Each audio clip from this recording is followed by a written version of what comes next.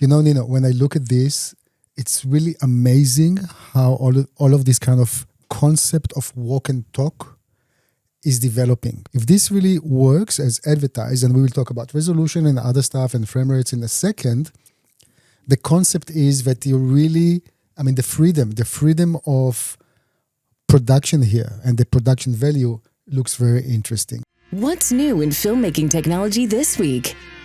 News, reviews, education, insights, opinions, and ideas from the CineD newsroom with Nino Leitner and Johnnie Bahiri. This is Focus Check, the weekly CineTech podcast. Welcome to episode 28 of CineD Focus Check podcast. Hi, Johnnie. Hi, Nino. How are you? I'm good. September has started, and so have the announcements of a lot of new things. So we're just getting ready for a wave of new products. It's really amazing. Guys, you will be so happy to hear about some of the new stuff that the companies are cooking for us. But before we even continue, Nino, not even a word about my new hairstyle. What's different? Well, this is my wash and go outfit. You don't like it? Look, completely shaved. It's so easy, especially in summer. Isn't it like this all the time? No, all the time is 3 millimeters. Now it's 0. Okay, sorry. I didn't see the difference, to be honest. Good. But let's dive right in. So we just have an announcement of a new DJI drone, complete entry level. Grill me, because you don't know about it yet. No, I don't know about it. I can say two things. One, I'm always in a search for a nice, small, relatively or modestly priced drone for my kids, and something that I can take with me when I'm working, that I don't have to worry too much, not about the weight, not about regulations, that the quality will be good enough. Just, up the air, take those 1-2 shots to elevate my production value, and that's it. Is that what DJI finally bringing? Well, I think they already had it kind of with a Mini 3, but of course with the Mini over the years getting better, it also, the Mini 3 Pro is not the cheapest drone, but it's a great and small drone, and those Minis are 249 grams, so just below regulation that usually requires licenses and permissions and stuff. But now they even, with technology advancing, I guess they managed to shrink it even further. The DJI Neo, this new drone is called Neo. It's 135 grams, so it's almost half of the Mini, which is insane. It looks like they took a page from their experience with their Avatar, with the FPV version, and applied some of the technology there. Now you see it here on screen. It's a very small drone with it has propeller guards, which is a big thing. And I think because the Mini didn't have that, you could add them to the Mini, but they were always optional. On this one, it's standard, meaning of course it gives a lot more protection, and I think it's something that will appease also regulators, because so far what has happened always, as soon as a new mass drone like the Mini came out, regulators realized this was just below the 250 grams, but still was able to deliver proper quality. So a lot of laws actually changed that suddenly in many countries, as soon as there is a camera on a drone, you still needed permission, even though it is lighter. And this is still the case, of course, but we now have something that is so light, which is, of course, and it's relevant simply also because the damage it can do when it crashes is much less, right? Not just the propeller guards, but also the weight, because the regulations basically say 250 grams is not an absolute thing. It always depends on the speed and the altitude and the vector that the drone is actually flying, that the impact it can have. But with such a light drone, you can fly faster and still make less damage if it crashes. But I can see amazing here that's on the expense of like fixed legs, or wings, let's call it. They're not folding anymore. Well, the thing is, the whole concept about the Neo is that it actually is supposed to land in your palm. It's all taking off and landing in the palm of your hands. So let's just look at a couple more photos. Now, what do you think this photo shows? a young lady just got a message from her boyfriend saying, I No, want but to marry you. what's the point of this? No. So the cool thing is You- this drone is really targeted at vloggers. So what they did is you can use their app to record your voice while you're flying the drone to talk about stuff, and you can film yourself, and you can either comment on something that you're flying with. You're operating a drone through the app. So the DJI Mic 2 will be part of a package here in the It's future? not part of the package, but it's compatible. You don't even have to use the mic 2. You can use also just the microphone in your phone. But it means, and it has noise cancellation for the prop noise. Oh. So it's going to be interesting to see. I'm sure when we talk about this, there's going to be a million people who already got access to this earlier. And I'm sure there's going to be videos online of people who tried this. But basically, the idea is you can probably film yourself, walk and talk, and it's supposed to do a noise cancellation on the prop noise, which is going to be interesting. That's the signature of the propellers. You know, Nino, when I look at this, it's really amazing how all of this kind of concept of walk and talk is developing. Because in the old days, you just simply stood in front of the camera, or said, let's say even in a news organization, the reporter would have stand, that's it. Then we got used to, let's say, the Osmo Pocket 3, which you simply can walk and talk. And now with this, if this really works as advertised, and we will talk about resolution and other stuff and frame rates in a second, the concept is that you really, I mean, the freedom of production here and the production value looks very interesting. So when we talk about resolution, is that restricted to how much? It's 4K 30p. Up to 30p. Up to, it's a 1/2-inch sensor. I think that's, if I recall correctly, they have a 1/2-inch sensor, and the Avatar might be the same thing. It looks very similar. Now, I wanted to talk about, 4K 30, of course, is great. I mean, it's sufficient for anything, really. I'll risk it and ask, any log picture profiles, or it's all I in doubt the it. color I didn't is see embedded? anything about log. I'm sure they don't have it. It also looks, from the stills, we can look at them a little bit later. It looks like a mobile phone image, right? Which, but not the latest ones, I would say. Yeah, right. It's simply, of course, it's a tiny sensor, and but the quality is definitely enough for, you know, the odd shot that you put in your normal production. But it's not going to be rivaling, you know, a Mavic. It's not supposed to, and I guess that also the price is very competitive. Yeah. Guess how much it costs? I wanted to say $89, but no, I don't know. It's $199, which is $199. amazing. I mean, it's like simply, it's incredible, and I think this will put this drone everywhere. I mean, it's a bit scary in a way, because I think everybody and their mom will buy this, and because it's so light, we will also probably see it in a lot of places where we probably don't want to see it. Right? In, like, there's a lot of amateurs who are, hobbyists who are I would say reckless. It's like you go in tourist spots and sometimes you see drones hovering over masses of people, which is something that's absolutely unacceptable. And of course, this, even though it's very light, it's still dangerous. But of course, with the accessibility of this technology, it's just going to happen. Does it has any way to kind of protect itself from walls or people, like any? It has all kinds of. I have to check. It of course has all kinds of AI functions. Now everything is AI. DJI had a lot of automatic stuff before that. But the whole point of the drone is basically the standard drone comes without a controller. So they are marketing this as something that can be operated without a controller, meaning it's mostly made for following you and tracking you.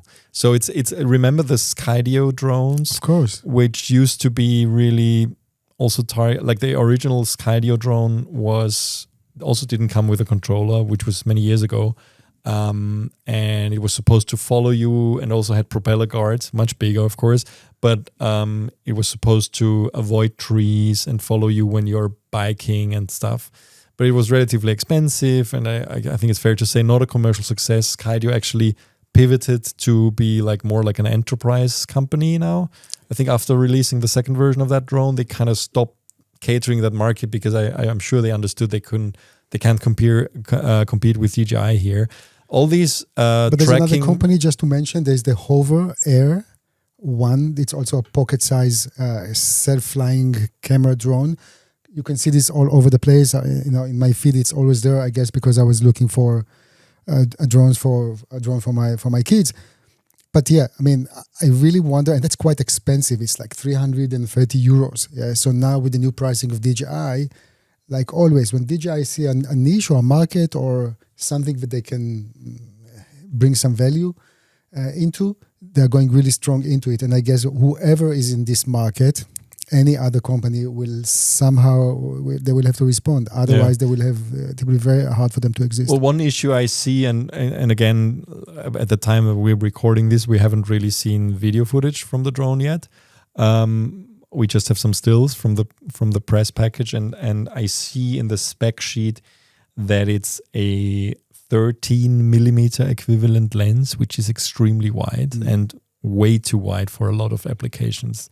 Now, I'm sure you can probably crop it when you use HD or anything like that, but that's a problem. I mean, it's a field of view is almost 118 degrees. That's very wide. And actually, that's another thing that kind of sounds like it's Avatar style. I have to check, but it seems like it's almost like an FPV field of view, which is not great. But maybe there'll be some magnets, some lenses. Well, there's going to be NDs and stuff, but I think you probably can't put much weight on top.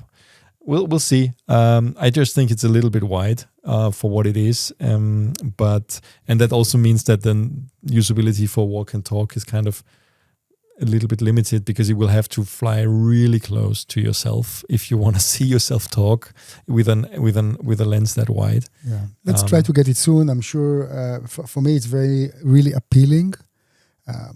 They have personally, it's nothing to do now with the business. It looks like a great thing for kids to start with. You know what's cool? I mean, there's a lot of cool ideas here because first of all, I think this whole thing with the microphone is really smart.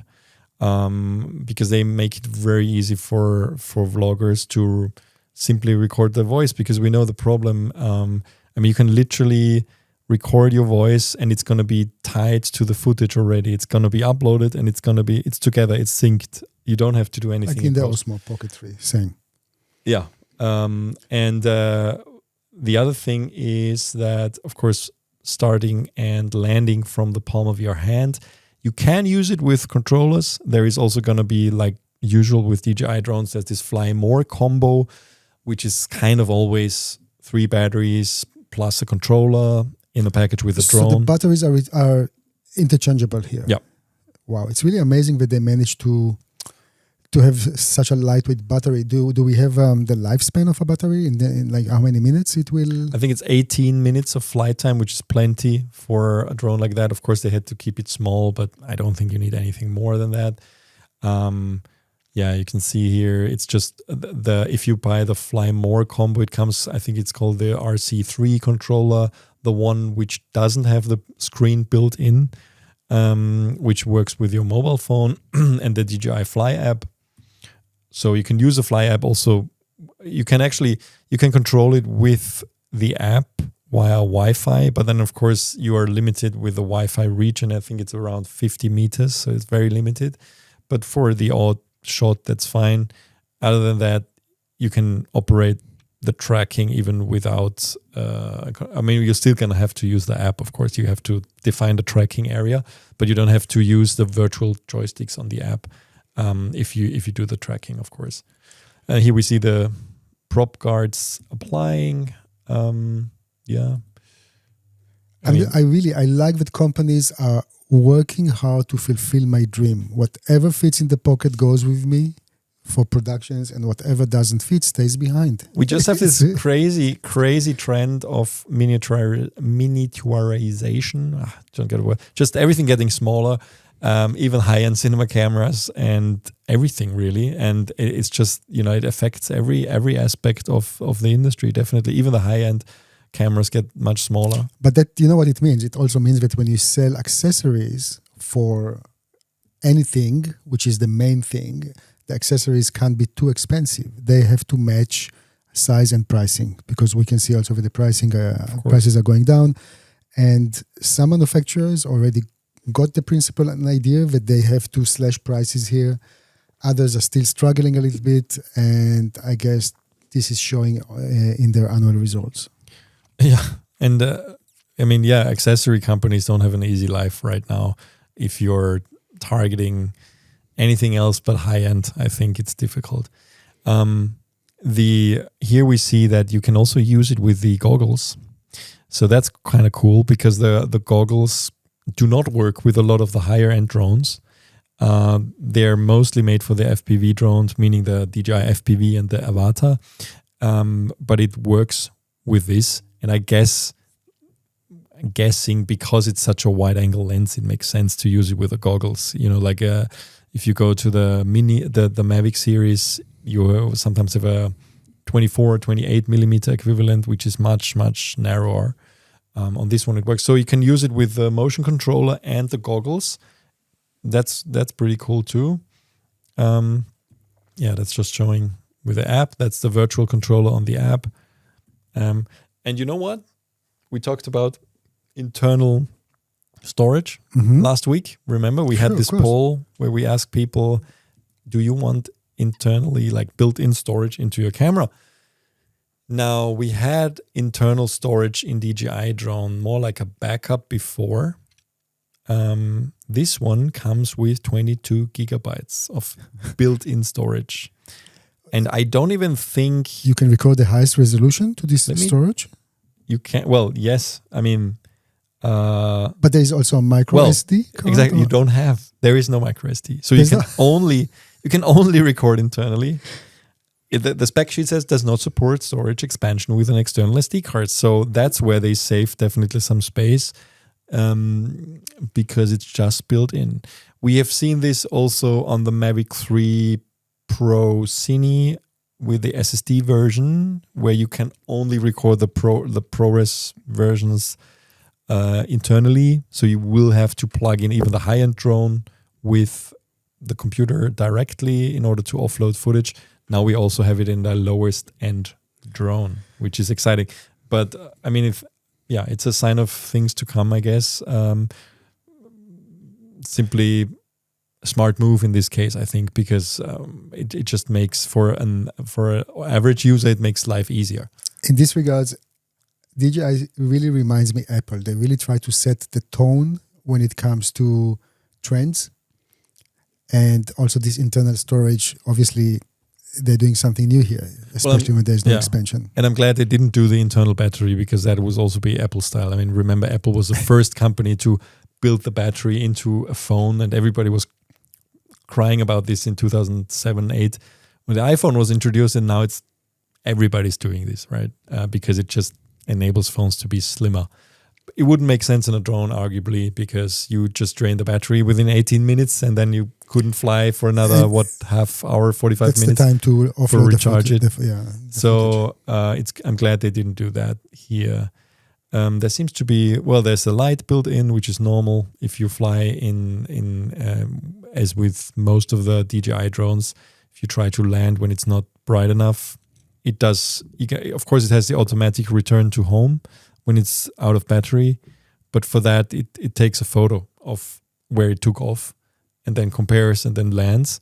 And I guess that's why it needs the built-in light to identify. Yeah, I mean, we're going to see a lot of bikers, if we trust the marketing photos from DJI, that are being followed by a drone. Also a lot of happy people. Huh? A lot of happy people. A lot of bikers, beautiful. Actually, this reminds me of Austria. I really wonder if they took some of the photos here in Austria. Yeah, I mean, it's very, very curious what the reaction for this drone is going to be, but I think definitely a winner. DJI is announcing this just a day before tomorrow. When you listen to this, it's Thursday, probably. On Friday, IFA in Berlin is starting, and they're already showing it there. I guess that's why they asked us if we're going to be there, which we're not. We're going to be at IBC, the broadcast convention in Amsterdam, from next week. But yeah, so that's the DJI Neo, and it is, as I said, $199 in its basic euros, sorry. In its standard configuration, probably the same in dollars. And for the Fly More, it's $349. That includes 3 batteries, the charger, and the controller. Actually, the controller is, that's a good deal because the controller alone costs, I think, more than 150 or something. So, interesting. 40 minutes, by the way. You can record up to 40 minutes in 4K 30p or 55 minutes in 1080 60 internally. I mean, only internally. Great.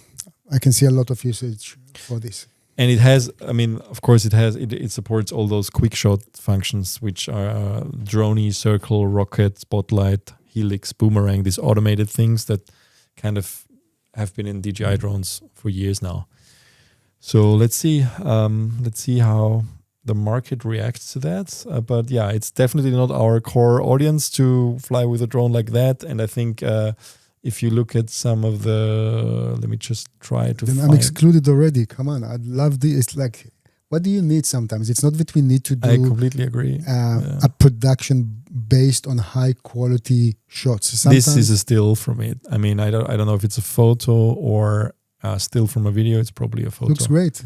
The dog it's a bit over happy. sharpened. Like if you look closely, you have this typical. It looks like a smartphone JPEG, but it's okay. Yeah, definitely. Yeah. I think DJI products in general have this over sharpening stuff. You can see this sometimes with the Osmo Pocket. Yeah, 3. and it was something. Unfortunately, in the older drones, you could actually change it in the DJI Fly app. You can disable the post sharpening, and at some point, even in the Mavic line, you can't disable it, which is very disturbing in a way. Even with the Air series, which is kind of like right below the top models, you are very limited in what you can change. Okay, it's a topic to talk about when we see the guys. And mentioned it many times. I'm not the first one. Philip Bloom did a lot of videos complaining about this because the Mavic 2 Pro actually had a better way of altering the image than its successor. So you can shoot ProRes. If you can shoot ProRes and in log, it's neutral, but you have to. It's like if you go any formats, it's going to be post sharpened now. Again, not that people are confused. We're not talking about this product in ProRes. Yeah, just the higher end Mavic drones. Let's take a quick break, and here's a message from our sponsors. Welcome to 1 Minute Tips by Fujifilm and CineD. I'm sure you've used LUTs to spice up your images in post, but how do LUTs work? Lookup tables are essentially ways to convert color data from one value to another value. This can be visualized in 3D space where 3 values for every point are modified. This is why sometimes you hear them referred to as cube files or 3D LUTs. LUTs are useful for adding a creative look to your camera log signal to preview on set or to enhance your log image in color grade. Because LUTs simply convert a value, it means that they are often input and output specific. So if you have a camera with different log curve and a different final viewing color space, the LUT won't yield the same result and can even cause artifacting. And because of this one-way conversion, LUTs are considered to be destructive, meaning that it's difficult to undo any of those changes once a LUT is applied. If you've only ever used one camera in your workflow, having a single LUT might be enough. But if you're working with lots of footage on a regular basis, it's good to implement a color management framework in your post workflow. Check back for an episode on that. This has been 1 Minute Tips. Until next time. FilmConvert is a software company based in New Zealand that creates color grading and correction plugins so you can enhance your artistry. With their 2 plugins, FilmConvert Nitrate and Cinematch, you can take the stress out of any color correction or grading task. Both plugins work their unique camera packs as the team profiles each specific camera and its sensor that's supported. This means that the controls within the plugin are tailored to the specific camera brand, model, and profile that your footage was shot with. While we all love shooting on film, the process and cost of actually shooting film can get quite exorbitant. However, you can get the dreamy and romantic look of celluloid film with FilmConvert Nitrate. Nitrate offers a range of different film stock emulations and grain sizes to choose from, each with customizable controls that you can really dial in your desired look. Choose from one of Nitrate's motion picture, black and white or still stock emulations and a range of different grain scans to get the authentic look and feel of film. You can get 10% off FilmConvert Nitrate when you use the code CineD at checkout. And now back to the show. All right, but that's only one of the new announcements from this week. We also had new GoPros, which were announced yesterday on Wednesday. And that's like a annual thing, right? We have new GoPros every year. It's almost like the iPhone, which is going to be the new iPhone that's coming in a couple days. Don't forget, the company is a public company and it is listed in the stock exchange. So I'm sure there's a certain pressure to come up with a yearly product, because otherwise the investors might lose interest. Well, not only that, but also I mean, GoPro is really arguably a company built around basically one product, which is curious to me. I mean, they tried other things in the past. They used to have this drone, which was a very big flop, but then also a 360 camera, which was not, really upgraded anymore. And now it's back to basics. They tried to enhance their core product, which is the Hero action camera. And we've just seen the announcement of the HERO13 Black and also I think they just call it Hero. Yeah, just Hero. So, Johnny, what can you tell me about the 13 Black? So the main thing about the new one is it's 5.3 up to 60 frames per second. 5.3K? Yeah, 5.3K and up to 60 frames per second. It has a capability for slow motion and also up to 400 frames per second in HD in 720. That's crazy. I mean, that's something that's going to be interesting. Yeah, I mean, let's see the quality of this, and we have no information if it's cropping in any way. But they also redesigned the battery, so the capacity is 10% better. There are some accessories. Some of them are magnetic now to give better accessibility and connectivity in a way. But they're also including the logo gamma, like HLG for HDR video. This is kind of built in now, 10-bit. 21. There's still no proper log, right? It's just the flat picture profile. They always I mean, they right there enhanced it, but we will have to see. We know already from the past that there were some issues on the first release, and then the colors were always great in GoPros. I mean, that's usually something that I think one of the best things about GoPro action cameras compared to many others was always that they did such a great job at auto exposing and really. Even if you film, because one of the standard scenarios is that you film yourself either from a helmet or you have it mounted on a bike and it's pointed at you, and usually you have the sun behind you, and it can be like, we've seen other action cams that did a really bad job, and then you basically just saw the silhouette. And GoPro always did a really good job, and also the colors look great. And even, I mean, they had HDR before, because I think usually you don't have blown out highlights anymore. I mean, since the last few years, you always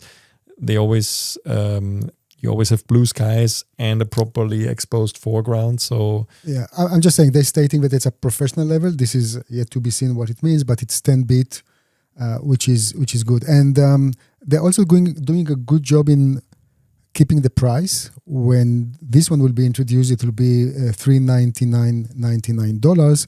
And this is actually the same price of the HERO12 Black when that was introduced. I think it's always been $399 for any of their high-end. So the previous generation is being sold currently at B&H with like $50 less. So obviously that's also a sign of the new action cam. I wonder if the 10% larger capacity means longer. They say it extends run times in all weather conditions, and it's more power efficient, this Enduro battery. But it is a new battery, which is a bit annoying. Almost it's every always time like a new battery, no? Very often. I mean, you can usually use the previous generation. I don't know about this one. It's a problem if you upgrade. I mean, especially in productions when you use several GoPros, you don't want to deal with different batteries. And we've seen this many times before, that you kind of have to really look which battery goes into which GoPro, and sometimes you could use the old battery, but then you were limited with the functions and stuff like that, and it just gets really confusing. And redesigned 10% larger battery. Well, let's see if it's actually running longer, or usually the faster processor, whatever, drains more battery or the higher resolution. So maybe it's just the same as before. Yeah. The other thing that they're introducing is for lenses or family of lenses or filters. There will be a ultra wide lens mode, and there will be a macro lens mode, and there will be an anamorphic lens mode, and ND filter, like a 4-pack ND filter. And what, of course, captured my imagination immediately is the anamorphic lens mode, because if you will use this one, this is about $129.99, you will get what they call a cinematic look. Well, again, all of those things, this is the marketing stuff. We need to see what cinematic look means, and it's how to determine the squeeze factor. But the nice thing here will be that you can actually de-squeeze in camera. And this is a feature that we've seen so far only with Fujifilm, with the GFX 102, that you can actually record 2 times squeeze mode in camera and de-squeeze it while you're recording. So for the best of my knowledge, this is the second camera that you can actually de-squeeze while capturing the footage. Yeah, I mean... Macro lens mode sounds good too. I mean, it's nothing... I mean, it's all of the things you had from third parties before, some of which also from GoPro before. So it's not a revolution in a way. But of course, it's nice to have these from the manufacturer, which enables them to add functionality in the software that, like the de-squeeze, which will make it more usable. The one thing I was wondering about, I mean, what excites me most is the burst slow motion. I mean, up to 400 frames in HD or 120 frames in 5.3K is exciting. The slow motion on those things in the past usually severely affected the quality. So I wonder, that's normal. I mean, that was also DJI drones, for example. As soon as you move to slow motion, the quality dropped like crazy, and it was almost unusable for a lot of things. And I wonder if this is getting better, because I know this is a very processing intensive task. Let's see. But having an action cam that can shoot 400 frames per second is amazing. Use this quite a lot, actually. Yeah. I mean, what was that? I think a few months ago when we ran this test between the Hero 12 Black and the Osmo Action 4. The Osmo actually took the lead at that time. And I'm very curious to see actually 2 things. First of all, if the Hero 13 Black will do any better. And I don't know, maybe DJI because it's all about time for the next generation. So who knows? Maybe we're gonna see something new that can compete the new Hero 13 Black. Because if you look historically, it's almost like a year by year introduction of stuff. Yeah. Yeah, I mean, like you said, I mean, we'll put the link in the show notes for people who haven't seen it. But our friend Gunther did a nice comparison review of the Hero 12 Black and the Action 4, and this was really the first time where in his opinion the Action 4 came out in the lead in terms of like really better image quality, more reliability, and price-wise it's simply $100 cheaper. So, and I see this also with production companies that are really looking at, replacing GoPros with Action 4, and it should worry GoPro because, again, this is kind of their only product, and DJI really, we know that they have good engineers and they're getting better every year with stuff. So let's see if and when they're going to bring something new out, and it's going to be interesting to compare to the Hero 13 Black. Just want to add that the DJI Osmo Action 4 is cheaper at B&H currently. It's $369. But the other thing is, we are always kind of talking about filmmaking. I think we should not forget, and as much as we don't like to talk about conflicts around the world, one of the things that GoPro is doing quite good is selling their equipment to armies. And we should not forget that. I'm stating this because, again, we are... Sorry, I just have to interrupt you because the Action 4 is 300. You can get it for 300 euros. Not because you said $369 at B&H. Okay, well, in euros it's 100 cheaper. Oh. So than the new GoPro, yeah.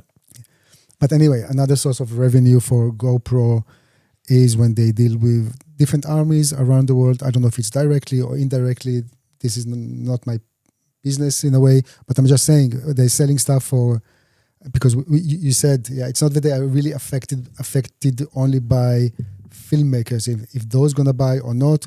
But I think filmmakers are irrelevant for GoPro. It's mostly, the mass market for them is people, sports, right? That's how they market. Sure. But I'm just saying, next to it, of course, all those, so many armies now, because of international laws and whatever, they have a GoPro attached to the helmet or on the chest, sometimes law enforcement and services and so on.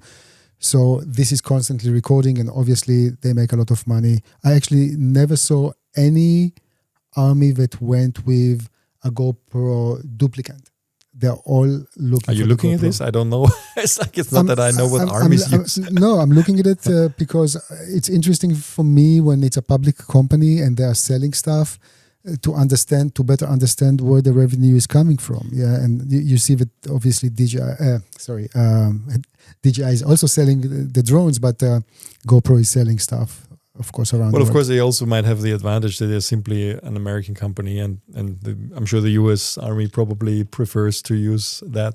But in general, I think it's just an interesting market, and I just wonder if it's so future proof to really focus on this one product, because there's only it goes back to the argument we had last week, where it's like every camera is great now, and it's also true for GoPros. If you look at the last 3-4 generations, they're all very good. I think it really started with the HERO7, that the image quality really made such a big leap, and then it became only better. But the difference is, now we have 5.3K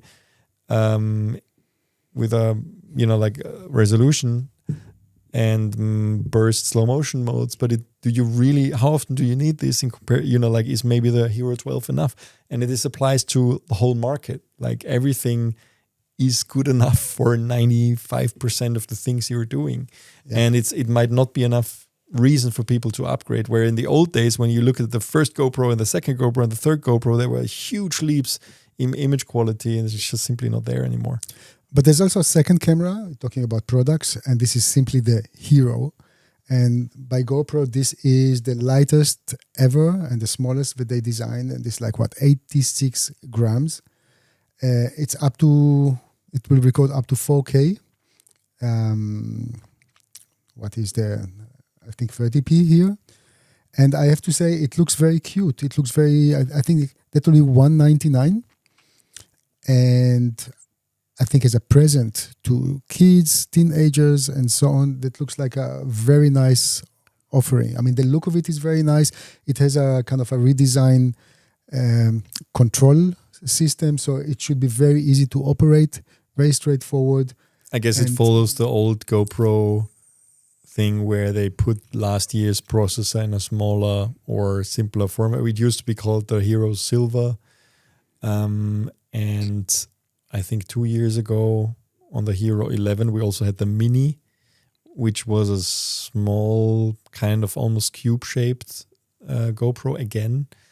And remember the Action 2 from DJI actually looked completely different. It was a little, and then they went back to the kind of same style as GoPro. So I think they all recognize there's definitely a need for a smaller action cam. And yeah, that goes to the argument that maybe, this is enough for a lot of people, because of course it will use probably last year's technology and deliver or the year before and deliver all those things, not have the front facing screen, of course, which is also can be good because it doesn't drain the battery fast. But it might be enough for a lot of people. And $199, yeah, that's half price of the Hero Black. Yeah, and it's very fashionable now. It's optimized for YouTube, and you can shoot a horizontal video and so on. I see this as a nice offering also for families or just to throw this in the bag.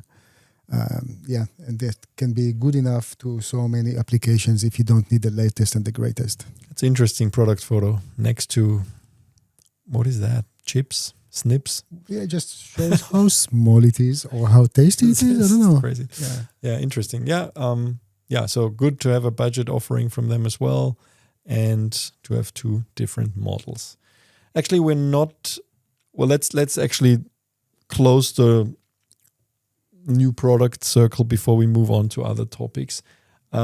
We've also seen the announcement of the couple of new Blazar anamorphic lenses. The Blazar Remus B set was announced, and the cool thing is that, like, I think I've mentioned it many times before. I still haven't finished my review, unfortunately, but I shot a full documentary on their existing set, the 45, 65, and 100 millimeter. And like I said before, I was struggling with the fact that I didn't have a wider lens. Now they announced the 33 in July already. It's not out yet, but now they added even more, and it's a bit strange because they announced a 50 millimeter next to the 45 that's already there, and there's now also 85 and a 125. Now it gets a little bit confusing with the lineup, because if you look at the sheet here, we now have a 33, a 35. The 35 is only covering Super 35. That's the only lens that only covers the crop sensor. The 33 is full frame. This is the one that I just mentioned, which was announced in July.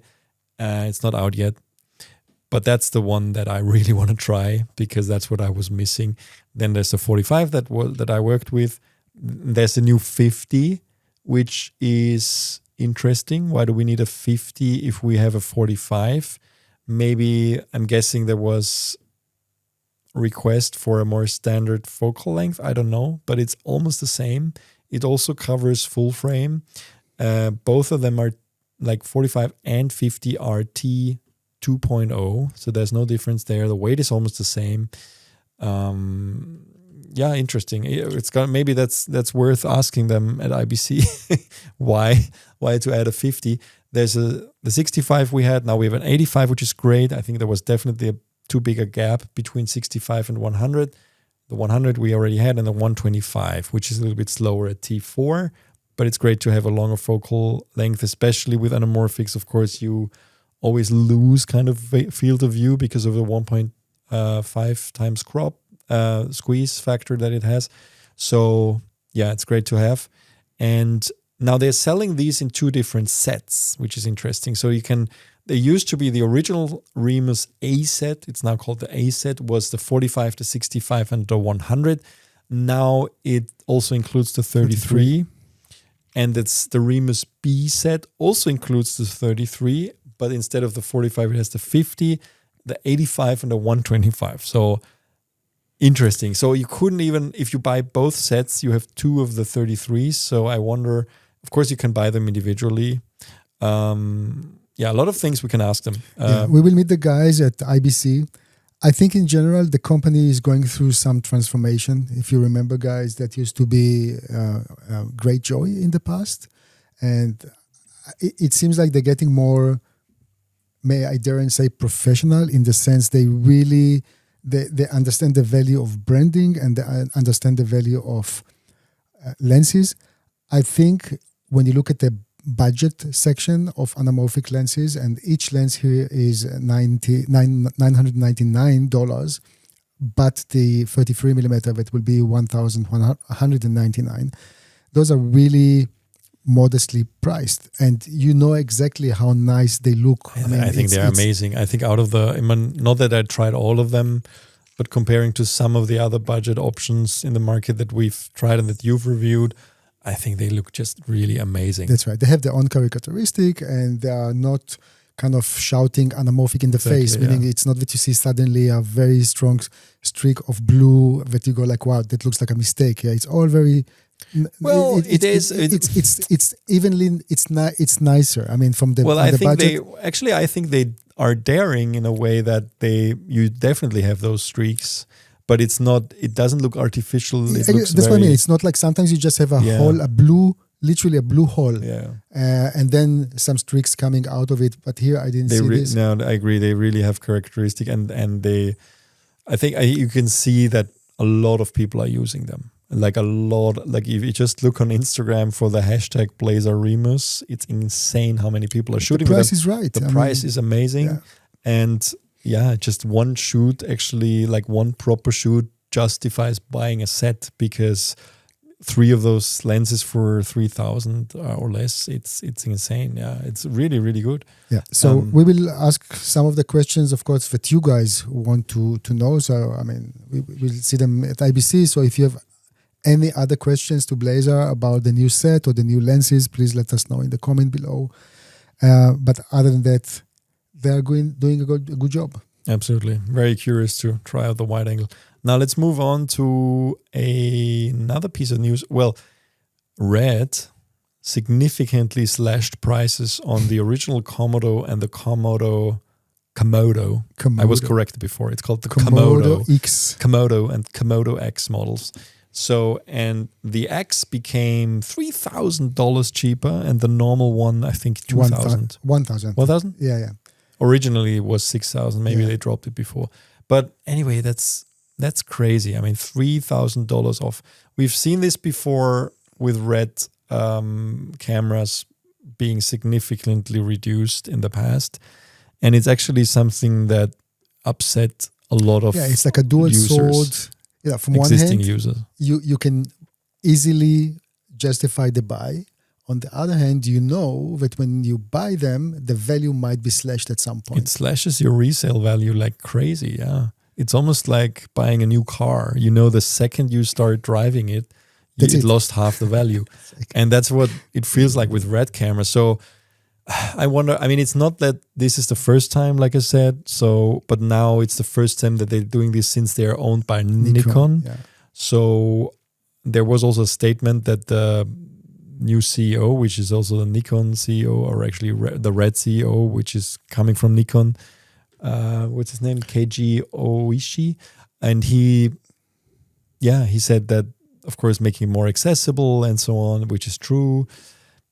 The question is, and we can already see with the reactions by people that some people are not happy. Exactly. And we've seen this many times before. I know a lot of people, honestly, that have been very, very loyal Red users for many, many years, because they love especially the Red RAW codec and how it treats. I mean, that's still, I think their main selling proposition for me is still the codec and how I can modify it in post, and how easy it is to work with it, even though if you compare it to other RAW codecs. Also the aesthetic of the picture. It's a very nice picture. Yeah. But then also, all those things. And then, but a lot of people were really frustrated with the politics of always dropping prices and not having a secure investment. Because the Komodos are relatively affordable cameras compared to other Red cameras, but they've done this to the V-Raptor line as well.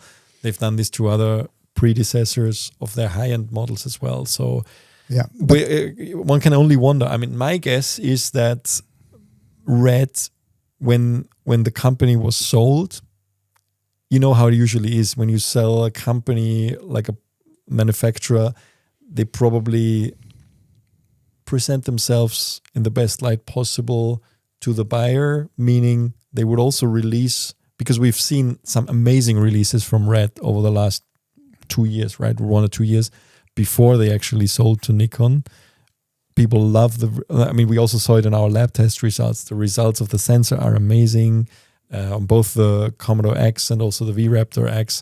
But maybe, and that's just speculation, they put out all the stuff that they had developed, kind of like pushed it into the market, and then had nothing in the pipeline, meaning the company was sold, and now, of course, Nikon has to figure out how to continue the Red development. And in the meantime, and that's a big one, they were a private company before Red, so they could do whatever they wanted because they were owned by Jim Jennard, and it was only his thing, right? And maybe the other owners, of course, but mostly Jim Jennard could decide what would happen.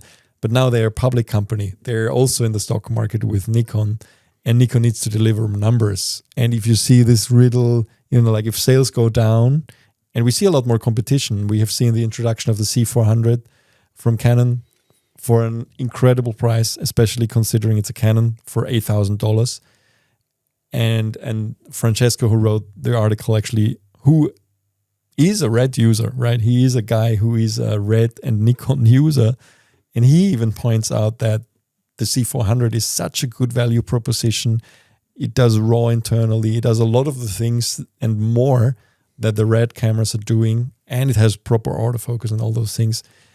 And it's 8,000. And then you have the whole red lineup, which is maybe not... I don't share this observation simply because I don't believe that any company in the market will come to a dead end and say, we don't know what we are developing next. I think in the way things are working, it can't be that Red kind of knew that they brought everything they had in mind to the market and then that's it. I'm sure that they had a roadmap and this roadmap was fulfilled up to a point. I think this price drop... Yeah, but the roadmap is being... Sorry to interrupt, but the roadmap is being redrawn as soon as they're... This is okay, but I don't think that they kind of brought everything they had and suddenly ran out of ideas. This price drop is a reaction, as far as I'm concerned, exactly to what you said. I think Blackmagic designed the Pixis 6K and the C400 from Canon. And don't forget that we are before IBC, and I'm sure we both know that there will be more announcements from different companies. This is putting a lot of pressure on the companies. And the easiest way to track attention, look, now we are talking about it. Yeah, that's true. Is drop the prices. I hope, for the sake of the red users, the loyal users, that the company will come up with other rabbits out of the sleeve, which is more functionality and usability, but the price drop in order to really secure faith in what the philosophy is. Because if you build any company only on price drops, I'm not so sure, because you bring some people in, but others will definitely leave you, because why should they invest in new cameras if they know that the price will be slashed? I mean, this is completely out of our topic right now, but I think the same is happening with Chinese electric cars, yeah? Because you buy a car, those are rushing so fast, and after a few months you already have update, but a physical update, there's a better battery or so on, and then you ask yourself, why do I actually... And Tesla also dropping prices all the time to keep exactly, but thing. that's a different topic altogether with this guy at the but in general, it is definitely, for me, it's also a sign that we can't expect a new Red anytime soon. Because, of course, as soon as they took over, they must have started thinking about kind of putting Nikon technology in Red cameras or vice versa. Or maybe, they said they're going to keep the brand, but there's, of course, no guarantee. So maybe there's going to be a cinema model which is called Nikon or Red, it doesn't matter, but something that incorporates the strengths of Nikon cameras with the strengths of Red cameras, and that's just taking time. They will need time to develop this thing, and I'm sure they haven't started with this before signing on the dotted line, meaning they're only working on this now, so we can't expect a new Red camera anytime soon. And in the meantime, of course, a price drop guarantees them higher numbers in sales and the hope that they will generate more revenue with that. But again, like you said, I think it's upsetting for existing Red users, and I think they're just trying now. The question is, will you get enough new Red users versus the ones you lose to other brands who are also just now releasing products with more functionality at a lower price point? But all these developments for me, I decided for myself years ago that buying a camera above 10,000 euros as a DP independent or DP operator, unless you really run a rental house or something like this, does not make any sense anymore. Absolutely. It used to be so much easier to make your money back with a camera, and you look at day rates for what companies are willing to pay for gear, and that's going down, understandably, because now you can just have, first of all cameras are great. So also the customers more and more realize that even a small camera delivers exceptional quality, which is broadcast standard or whatever you need. And you don't always need the expensive camera. And they're not very often, they're just simply not willing to pay. I know people who, for example, bought a Sony Burano simply because they always work in the Sony environment for their production, but they decided to buy the Burano only because they liked it and they wanted the advantages of it. But in reality, they told me the broadcasters are not paying for the additional quality. So it's more like a convenience thing. It's more like a passion thing. It might be different in the higher end in cinema market, but I think it's very much under pressure. High-end cinema market. Well, it's that is the most pressure right now. I'm talking about like Ari and such. Let's see how they will respond. I wish that Ari will say one day, let's do a camera for the sub 10,000 market users. You know what I mean? But Ari understands one thing that Red doesn't understand, that you don't want to piss off your customers, right? You don't drop prices on things that you sold. You discontinue them. But you know that Ari is pieces of the customers in different ways. Yeah, but still, I mean, it's a more secure investment. Yeah, I would not invest in a camera anyway. One of the things you said exactly. I mean, my last $10,000 camera was the Canon 1DC many years ago. I had the passion to explore and try the first 4K DSLR camera at the time, and it paid off, whatever. But of course, the price drop very quickly taught me not to invest so much money in a camera. That's one thing. The second thing is, I really wonder, you just talked about the Sony Burano. 2 years from now, when we sit here and talk in episode number 699 about the market, I really wonder how many cameras will still cost over $10,000. And I'm not talking about cinema camera, like cinema, I mean Ari style. Let's call it for the high end, but for the whatever we need. Yeah, don't forget, there will be the pressure of AI and cutting crews and companies eating each other to compete on this $3,500 to $8,000 market. And the technology will just be more accessible. So I'm really wonder where is this going to, and maybe we'll at some point, like there's speculation of others even entering this field. So definitely, there will be others that are getting into this field, and this will put even more pressure on existing camera manufacturers. Yeah, I hope they will not cannibalize each other at the end.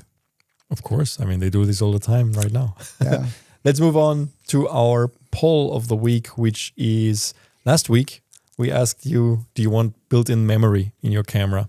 And there was a lot of heated discussion in the comments. And also in Instagram. But it's anyway, very funny how a lot of people half. always tell us that it's a stupid idea. And the other one's like, oh, maybe, why not?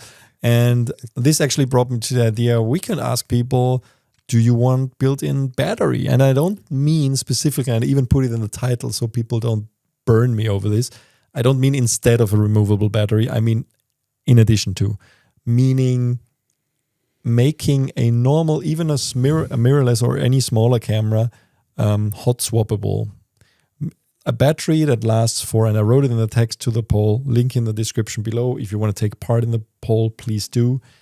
A battery that runs maybe 5, maybe 10 minutes and just keeps your camera running. Let's say you're shooting a conference and you need to keep rolling for hours, but you don't have mains power, or maybe you're outdoors somewhere. Let's say you shoot the most boring wedding in the world, and the bride's father and the bride's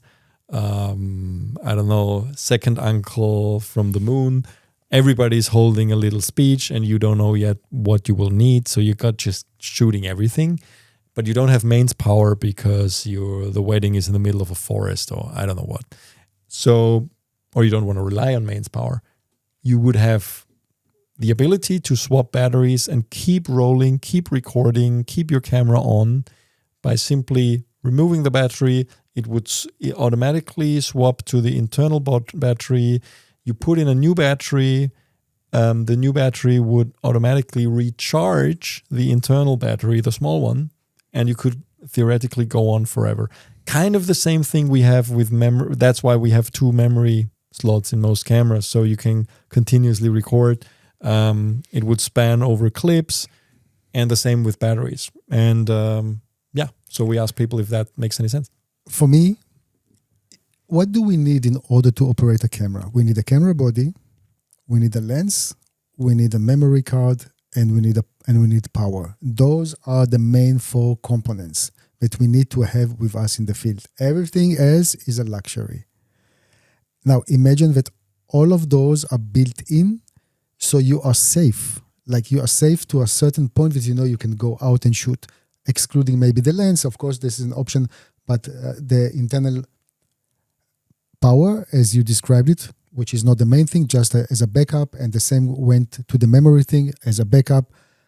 I think personally that makes a lot of sense, and it's fine. It's fine that people maybe don't like the idea. I guess nobody wants to pay a little bit more, but what I'm urging the people, give us other solutions. Let's work. It's not about dismissing what we think or what we say.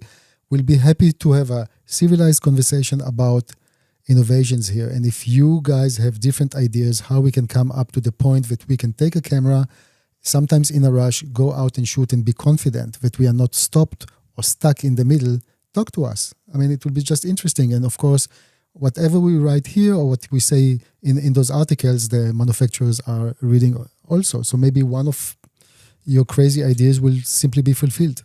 Yeah.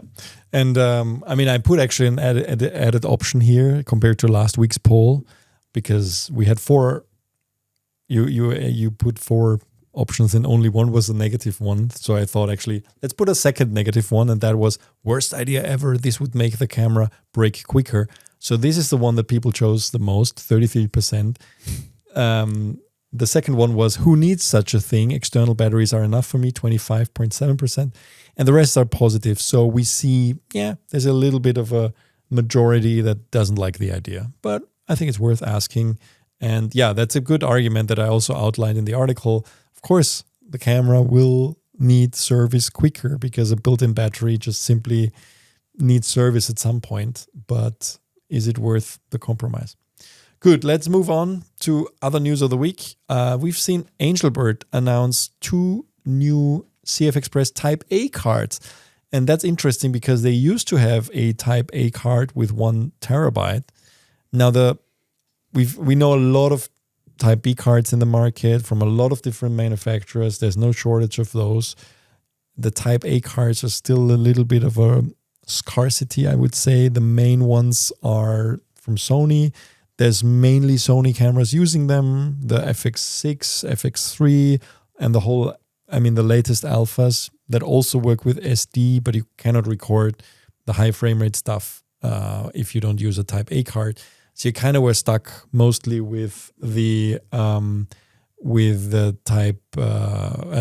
SD cards, or just choosing the Sony. And the Sony cards are a little bit expensive. So now we have 2 new cards. The 1 terabyte card from Angelbird was discontinued. There were some, what is it called, VPG standards that were not fine or something. The card is fine. That this is something that we clarified. I use this card all the time. It's a very fast card. The 1 terabyte card, it's great. There were just some technical standards which are defined in some in the Compact Flash Association thing that were not 100%. Probably somebody from the association with different interests complained about this, so they had to pull it from the market. There wasn't a Type A card from Angelbird with 1 terabyte in a long time, but now they reintroduced Type A cards with lower capacity. We have a 160 and a 330 gigabyte card from Angelbird at a very competitive price now. And I think we have $180 for the 160 and $250 for the 330.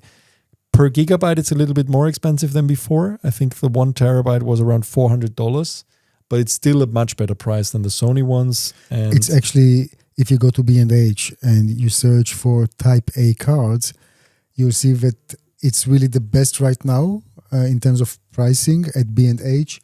And if you look at other brands which are not listed at B&H, this is still competing very, very well. I mean, Angelbird is a brand name. We trust their staff. We work with this in all of our productions, be it SD cards, the Type A, CFexpress Type A, and of course the CFexpress Type B, which we also had branded in the past as under CineD brand. One thing that I want to add, we talk about pricing and popularity. Nino, all it takes at the end is one more company to adopt this standard, the Type A standard, and then I'm sure we're going to see much more or many more manufacturers producing those cards, but also I'm sure that the prices will be much more competitive. So I'm just very curious first to know why this is not being adopted by other brands like this type of Type A card. It is smaller, and we know that sometimes space is really an issue. And the second thing is, let's see, maybe this year or next year will be a year that another manufacturer is able to either license the technology or just do something with those cards, and then we're going to see much more. I think it's great that Angelbird recognizes this market as a Sony shooter. I know that a lot of people, we know how many people actually use FX6, FX3 and so on, and the alpha cameras, and everybody's like a little bit annoyed at the very high prices of those original cards. And I think it's time that there is some movement, especially if you compare the per gigabyte cost between Type A and Type B.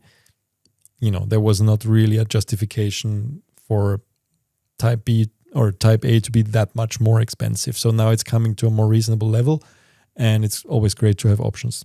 Moving on from Angelbird to a softer topic, we had a nice article from our dear Masha about wide-angle close-ups, expressive frames, and their emotional impact. And she wrote a really good article about films and series using close-ups of people with wide lenses, and what the impact is that this has a very close authenticity and closeness to the character, of course, and with some very good movie examples.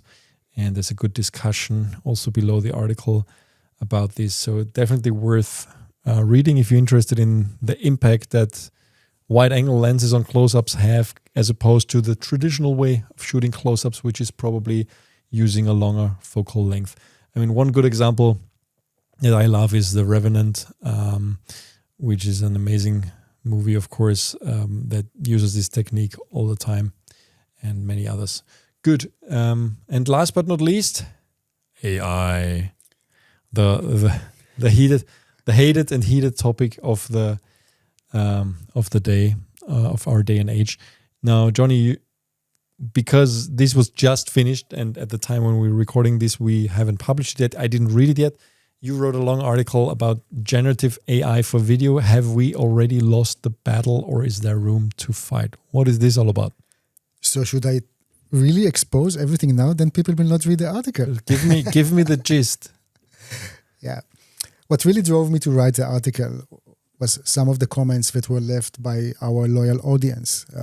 People are really pissed off when we are mentioning AI, or when we are talking about AI, or when we are exposing new technologies. So first of all, it was important for me to clearly say that we are all on the same side. And we are filmmakers. A lot of the guys are filmmakers. And what are our options actually? Are we playing ostrich and kind of put our head in the sand and pretend as if nothing happened? So first of all, I wanted to clarify this, just to explain that what we do is knowledge and information. And when you have the knowledge and the information, you also have the power. You have the power to understand, you have the power to decide, and you have the power to calculate your future steps. That was the first thing. And the second thing, I really try to dive more into different options. And I know, again, I'm talking from the cameraman perspective, and there are so many other so many other people in a proper productions, and some people will be affected in different ways. But the main idea was to even try to isolate and see who will benefit, who will be damaged, who needs to find maybe ways to transform into something else, and so on. The main thing in this article, and first of all, it's very, very important to say this AI thing, or generative AI, is not only our problem, like our in the sense of filmmaking problem. Yeah, it's a much greater thing, and it's really a worldwide affected things. So that needs to be taken in like the whole into the consideration and results and how to solve this issue needs to be taken in a very, those high, smart, well-paid guys have to kind of come up with proper regulations. But what can we do? What can we do in order just to kind of protect our little garden? And that's what I tried to talk about and write about in this article. So I'm really encouraging people to take destiny in our hands. Panicking is not a solution in any way. I think that panic never solved any issue. And please, guys, be with us. Yeah, we've seen it already many years ago when there was this revolution of transforming from normal sensor-sized cameras to a bigger one. Also, then people really didn't like what we reported about and what we suggested, but that became kind of the de facto standard in the industry. And please believe both of us. When we come up with the information, we want all of us to be just well informed. And that's the main motivation here. And yeah, I agree. And also I think it's a lot of people are pissed off specifically by generative AI.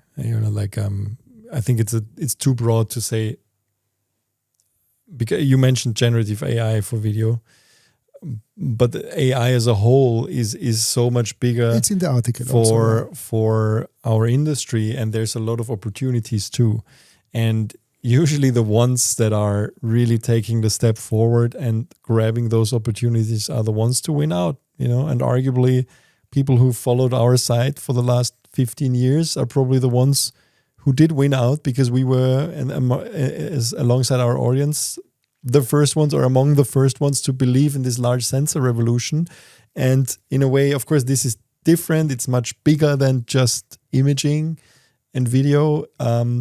But still, there's a lot of opportunities out there that people have to grab. And I'm not talking about generative video per se, because of course there's this huge rights issue and those things that are really problematic that need to be solved and need to be solved on a political and societal level first, that we cannot influence. And I completely agree that this has to be really taken with a grain of salt, but it doesn't mean that you shouldn't inform yourself of what's happening. But there are so many tools out there that we are already using, all of us, consciously or subconsciously or non-consciously actually using every day, which are AI related, right? And whether it's noise reduction or voice isolation or a million other things, but there are also a million tools that can make us more productive, which are not infringing other people's rights in terms of, like generative video or generative imaging. And that is also AI. So, and I think it's fair to say that we are working on a tool set of actually showing people the productive ways of working with AI that are actually enhancing your workflows, that are enhancing your shooting and your everyday work as a filmmaker, basically. Yeah. Yeah. So I hope that you will dive into the article, read a little bit, of course, leave the comments, try to be, again, being negative is very easy. Being constructive is a bit more difficult, but more, it's more beneficial for the community. And I guess this is the conclusion. Generative AI is here to stay. There's so much money involved. Nobody will, in any given time, will say, okay, thank you, goodbye. And I also think that all this, compensation for us being the one to create a lot of content that the models are training on, that will never happen too. I mean, I can't see being personally compensated for whatever. Yeah, that will never happen. I'm just saying we have to be realistic. So we have to be realistic and kind of leaving us or boycotting CineD because we are riding on those things. I'm not so sure that that's beneficial in any way. Yeah, good. Let's close this episode. Next week is just ahead of IBC, and we know for a fact that before IBC there's a couple of significant announcements that we will definitely talk about in next week's episode. And thanks for listening. If you like Focus Check, our podcast, Please follow us on Spotify or Apple Podcasts or wherever you listen to your podcasts or watch it on YouTube. Please leave a like. Please leave a comment. Please give us a good rating on those platforms. We really need it. And hear you next week. Thank you, guys. Nino, thank you very much. Thank you, Johnny. Bye. Bye, guys.